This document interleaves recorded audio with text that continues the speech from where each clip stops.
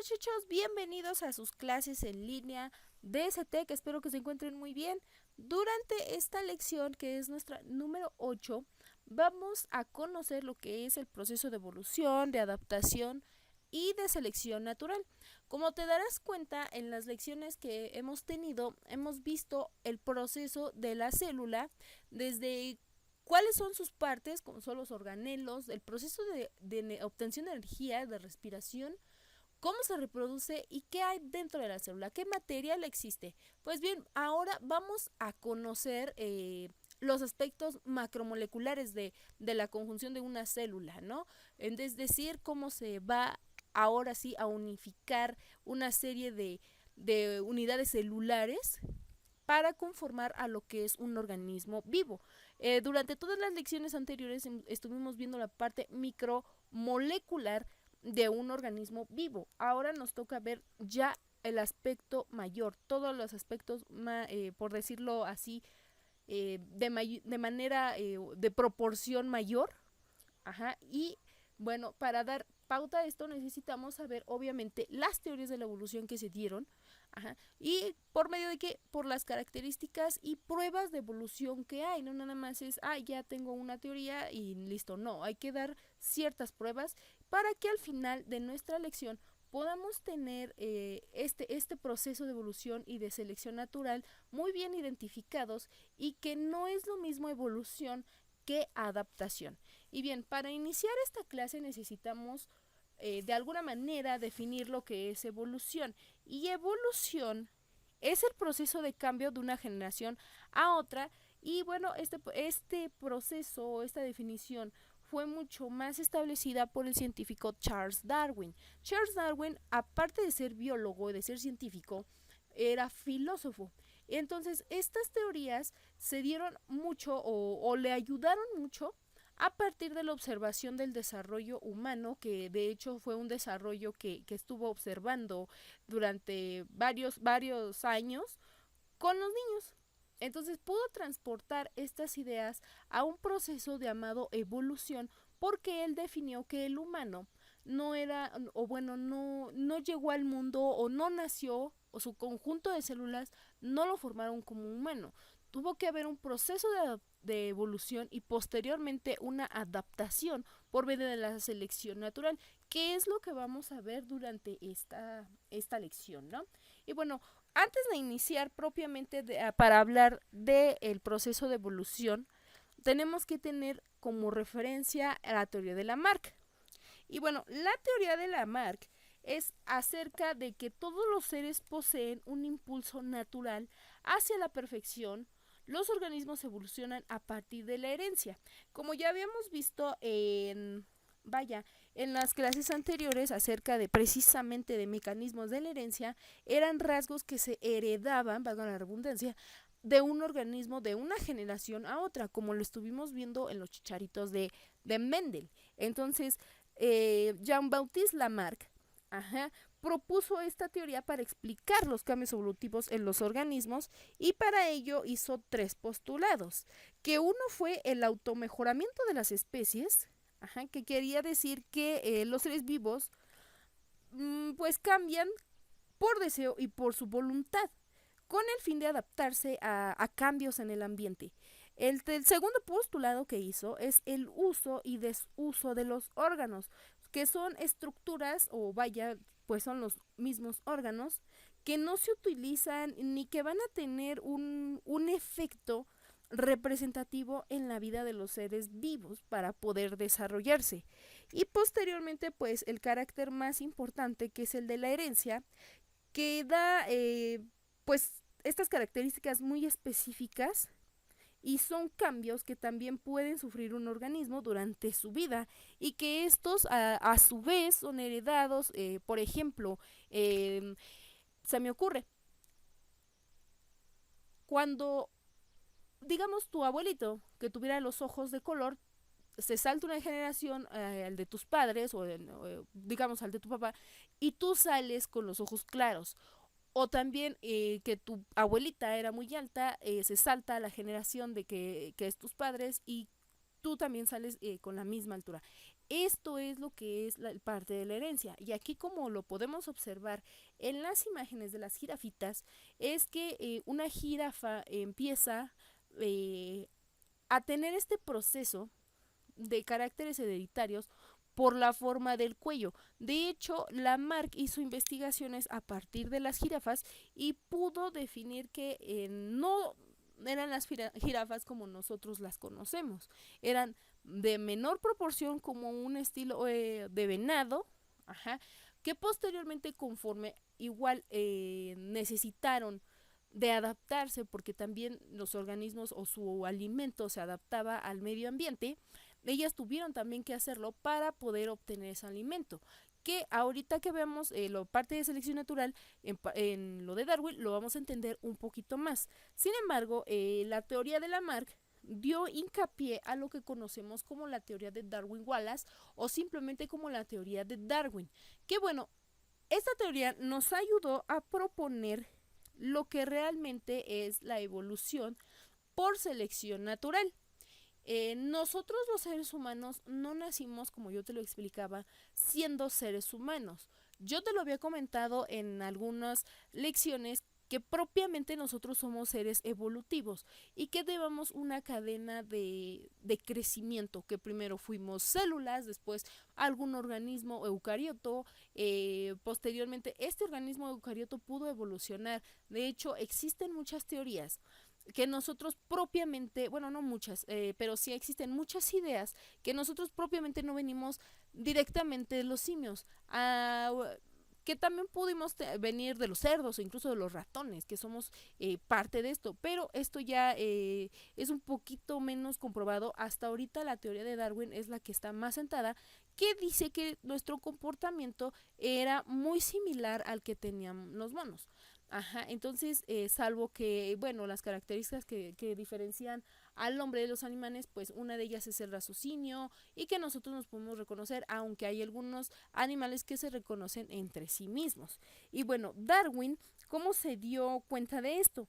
Pues él era un hombre que viajaba mucho y de hecho le gustaba mucho la parte del hemisferio sur, sobre todo la isla de los Galápagos, que es donde él hace investigaciones y concentró algunas observaciones que llevaban el estudio de aves y bueno, de estas aves que se llaman pinzones.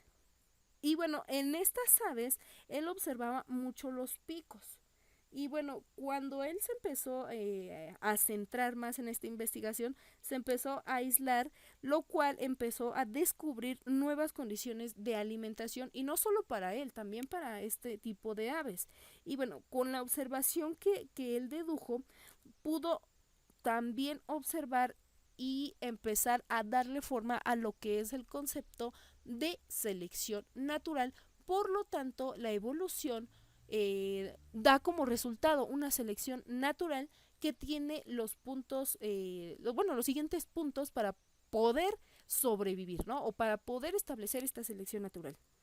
Y bueno, mientras tanto, Darwin hacía esto, Russell Wallace llegó a condiciones o a conclusiones muy similares, aunque obtuvo menores datos. Sin embargo, cuando Darwin consulta estos datos para poder ser evaluados, concluyen que esto, ¿no? Como ya te lo dije, la evolución hace o da como resultado lo que es la selección natural, y con referente a estos puntos, que son la variación del ser vivo y también de los organismos o de muchas condiciones que de hecho son al azar. Ajá, y bueno, del desarrollo de este ser vivo.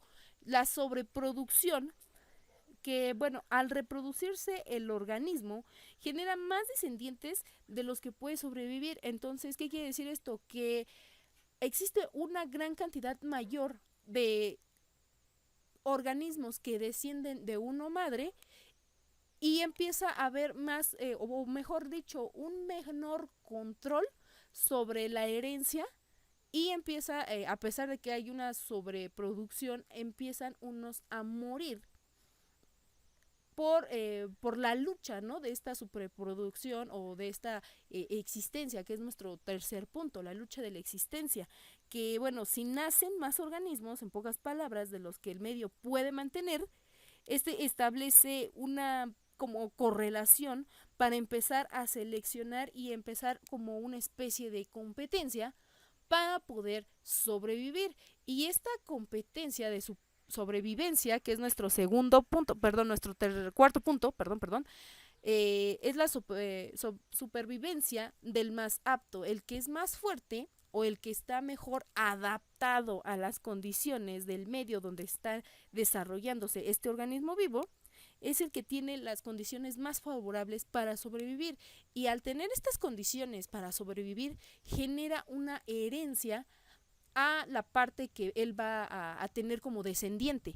Y entonces estas características que lo hicieron fuerte, que lo hicieron adaptable, que lo hicieron inteligente, se heredan a la siguiente generación para que no tenga tanto el problema que él luchó, el primer organismo, para poder sobrevivir. Sin embargo, la generación que hereda se va a encontrar con otro tipo de problemas, ¿no? Y se vuelve una especie de ciclo, pero que va avanzando conforme a la generación que se va originando. Esto fue lo que dedujo la teoría de Darwin y Wallace. Y bueno, al tener esta teoría con estos diferentes puntos, se da lo que él llama la selección natural. Y es la elección de cómo se reproducen los organismos para favorecer su adaptación. Es estas características que se van heredando de generación en generación para obtener un organismo mucho mejor, más fuerte, con condiciones favorables a su supervivencia. Y bueno, aquí como lo vemos en las maripositas, se va dando esta selección natural, que es donde los padres pasan sus rasgos heredables a sus hijos para poder sobrevivir. Y aquellos que no sobreviven, pues mueren. Simplemente porque no son organismos que sean viables para, en este caso de animales, para poder seguir reproduciéndose y poder mantener, en este caso, a la especie. Eso es, sí, existen ciertas excepciones, a toda regla siempre hay una excepción, pero esto se le podría llamar como una especie de mutación o, vaya, ya sería un estudio más especializado. Sin embargo, son casos muy raros, por eso son más especializados. Pero el 80-90% de las veces, el de que los padres van a tener una nueva generación, es esto, que esta nueva generación va a obtener las características más fuertes de lo que fueron sus antecesores. Y bueno, esto es lo que es selección natural. Sin embargo, para la selección natural también se dio a conocer lo que es el proceso de adaptación, que es muy distinto al proceso de evolución. Ajá, mientras que la evolución se encarga de tener estos rasgos de variación, de supervivencia, de un poco heredar las condiciones de nuestros antecesores, la adaptación es la característica que mejora alguna de las funciones de un organismo vivo. En este caso, no se trata de heredarlas, sino de hacer mejoras durante este proceso. Es por ello que, por ejemplo, aquí como vemos en las imágenes, tenemos lo que es un insecto hoja, bueno, varios insectos hoja, y a una especie de camaleón, que ellos ya tienen predispuesto o prediseñado su diseño, su anatomía, pero la modifican para poder sobrevivir. Si nosotros vamos a sus hábitats, en este caso, es muy difícil encontrarlos. Tendríamos que observar demasiado para poder verlos. Incluso en el ambiente urbano es muy difícil identificar, por ejemplo, una araña o una hormiga, porque ya son organismos que precisamente se adaptaron a este medio. O incluso nosotros mismos, ¿no? No es lo mismo que si nosotros nos vamos a vivir siendo un organismo de una colonia urbana, a que nos vayamos a vivir por ejemplo, a un ecosistema frío. Por ejemplo, si nos vamos a mudar a Rusia, sería una condición de adaptación muy dura para un mexicano que se cría en temperaturas altas de mayores de 25 grados, a la gente de Rusia que lo más cálido que se han registrado sus temperaturas son de 20 grados. Claro, en este proceso no se sentiría tanto el golpe del cambio. Sin embargo, cuando es invierno, es uno de los inviernos más duros, los de Rusia, entonces es ahí donde entra la problemática. Y aquí en los animales, en vez de preocuparse, pues toman la actitud de ocuparse y su mismo organismo crea estas características de adaptación para su supervivencia. Si nosotros vamos, no es muy difícil encontrar, por ejemplo, esta mariposa que parece unas hojas. Es muy difícil. O al camaleón que se esconde dentro de las hojas, que claro, son inofensivos. Pero por ejemplo, una mantis o una víbora, sobre todo las mamba negra o las mamba verde, que viven pues ahora sí que en la selva o en estas situaciones o en estos ecosistemas un poquito más extremos, pues sí es muy difícil verlos, ¿no? Y es por eso que dicen que la supervivencia de un hombre en la selva es de 30 minutos, porque ahí existen muchos animales o muchos organismos vivos que son venenosos, no nada más animales, ¿no? También nos podemos encontrar hiedra venenosa o estos hongos alucinógenos u hongos que también son tóxicos y venenosos. Entonces, esto es lo que es el proceso de adaptación y no es porque nosotros estemos o los animales estén a la defensiva, es simplemente que son factores donde interviene el sentido de tengo que sobrevivir. Bien, igual, lamentablemente estos procesos también se adaptan o también se ponen en práctica en las guerras. Los soldados que se camuflajean de alguna manera entre las hierbas para poder ahora sí que hacer uso de sus actos bélicos, pero es un proceso igual, se adaptan o en este caso se le llamaría camuflaje, pero llega un momento en que su entrenamiento es tan duro que se tienen que adaptar a la situación de una guerra y bueno, y lo menciono porque no nada más hay que ver este proceso de adaptación como de manera biológica, sino también un tanto social y psicológica, porque es también parte de lo que nos hace biología, ¿no? De lo que tenemos como parte de biología. Y bueno, estas condiciones nos dieron evidencias de la evolución. Y estas evidencias de la evolución fueron descubiertas o fueron practicadas por la paleontología, que es la rama de la biología que estudia las formas de vida. Ajá. Y bueno, las primeras pruebas paleontológicas se tienen debido a ciertas características y se clasifican por medio de impresiones que son las llamadas huellas, ajá, que por lo general son orientadas más a los fósiles.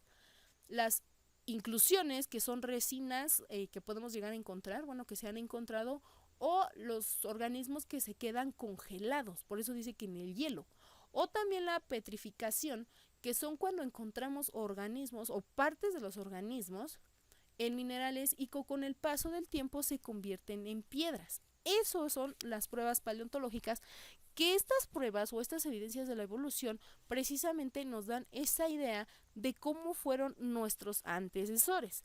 Pero no nada más por la forma, porque las pruebas paleontológicas son un poquito más orientadas a la forma de cómo eran. También existen otras pruebas que son, por ejemplo, las homólogas, que estas estructuras son anatómicamente similares, pero que las funciones son diferentes, ¿no?, a las actuales que nosotros tenemos. Estas pruebas homólogas son las que nos indican para qué servía cierta extremidad o cierta parte del cuerpo o cómo pensaban, cómo comían incluso. Ajá, entonces incluso se han dado caso de que las pruebas homólogas nos han dado hincapié o nos han dado la oportunidad de conocer cómo eran las dietas de nuestros antecesores o de los antecesores de las especies que nosotros conocemos. Ajá, esto es lo que podemos observar. De hecho, aquí en esta imagen podemos observar que tanto lo que es la pierna del humano, de un hombre, es muy similar a la estructura de un caballo. Muy similar. No quiere decir que nosotros seamos familia de los equinos, no, es muy similar. Entonces es ahí donde se empieza a delimitar estos estudios.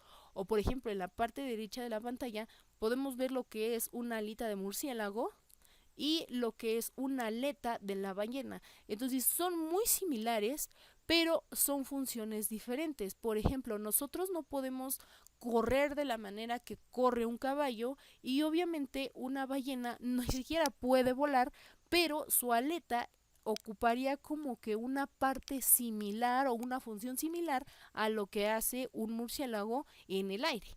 Eso es a lo que se refiere a lo que se refiere como pruebas homólogas. Y bueno, también tenemos las pruebas análogas, que son estructuras anatómicamente diferentes, pero con una función igual o similar. Ajá, entonces, por ejemplo, tenemos aquí en esta imagen lo que son las alas de un insecto y lo que son las alas de un murciélago. Son para volar, sin embargo, para la de los murciélagos, incluso estas suelen ocupar sus alas como una manera de defensa o de abrigarse. Sin embargo, la de los insectos le dan mayor agilidad y velocidad a la hora de enfrentarse a sus depredadores. O incluso hay algunas que tienen la función de polimerizar, pero si te das cuenta en las alas, a pesar de que son muy similares o ocupan la misma función, los insectos no tienen marcados los dedos como lo hacen los murciélagos, porque sí, estas pequeñas líneas que se ven dentro del ala del murciélago son sus dedos. Ajá. O por ejemplo, si nosotros lo observáramos a lo que es propiamente, no sé, un ala de un águila en comparación a la de una mariposa, pues es un abismo de diferencia. Porque la del águila le da esta agilidad y esta presencia, esta característica de ser un depredador muy rápido a comparación de las mariposas, que algunas de hecho polimerizan, o si no es que la mayoría polimerizan para el crecimiento de otros organismos, que en este caso son de plantas. Ajá, entonces, estas son las pruebas análogas. También tenemos lo que son las pruebas vestigiales, que son estructuras anatómicas desarrolladas, pero reducidas o carentes de función de los grupos similares. ¿Qué quiere decir esto? Volvemos a las aves, que son muy representativas para Darwin. No es lo mismo el ala de una gallina a el ala de un águila. La gallina no vuela, a pesar de tener alas, no vuela. ¿Por qué? Porque se dice, ¿no?, que las gallinas son muy pesadas, que porque su anatomía precisamente no se presta para esto. Y a pesar de que vemos a un águila y que realmente es muy pesada, tiene una fuerza enorme dentro de sus alas, lo cual le hace pues tener una caída libre de hasta 100 kilómetros por hora o más, ¿no? Entonces, de que pueda caer en segundos y obtener su presa, a encontrar de la gallina, que por ejemplo, si es una gallina educada en una granja, que es por lo general donde las encontramos, pues técnicamente su actividad es muy diferente. Solo se encarga ahora sí que de empollar.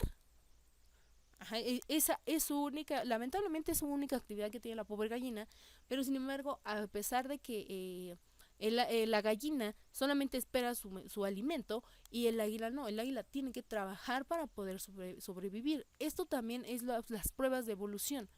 Ujú.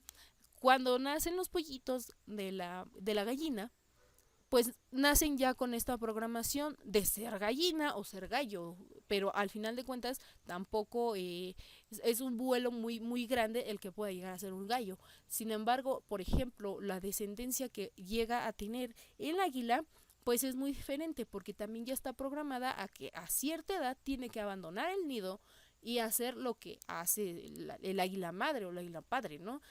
Buscar su alimento y reproducirse y volver a hacer el ciclo natural de lo que es la vida, pero ya teniendo estas programaciones de adaptación y obviamente de evolución. Uh-huh. Porque, bueno, también veamos la diferencia de los picos que tiene, a pesar de que vienen de la misma familia, en nuestra próxima clase vamos a hablar precisamente de lo que es la taxonomía, que es cómo se van a clasificar los seres vivos. Si te puedes dar cuenta, el pico de la gallina es muy diferente al pico del águila. El pico del águila está diseñado para cazar. Ajá, este es otro proceso de adaptación, incluso hasta de evolución. Y el de la gallina no, el de la gallina tiene otras funciones un poquito similares, pero a la vez diferentes. La gallina tiene que acicalar, tiene que encontrar, bueno, acicalarse a ella y acicalarse a ellas mismos. Encontrar, por ejemplo, su comida, pero no como, por ejemplo, la del águila, que pues sus presas son conejos o mamíferos muy pequeños, y mientras que la de la gallina pues son insectos, semillas, es un poquito más pequeña el volumen de lo que ella come. Y bueno, otra de las evidencias que tenemos son las pruebas embriológicas, que son semejanzas en las etapas del desarrollo de los seres vivos. En la parte izquierda de la pantalla podemos observar un ejemplo de ellas. Tenemos lo que son los embriones de los reptiles, de las aves y de un mamífero. En la primera etapa, que es la parte de arriba de todos, es, la que se visualiza, si te das cuenta es muy similar al embrión de las tres especies. Es muy muy similar.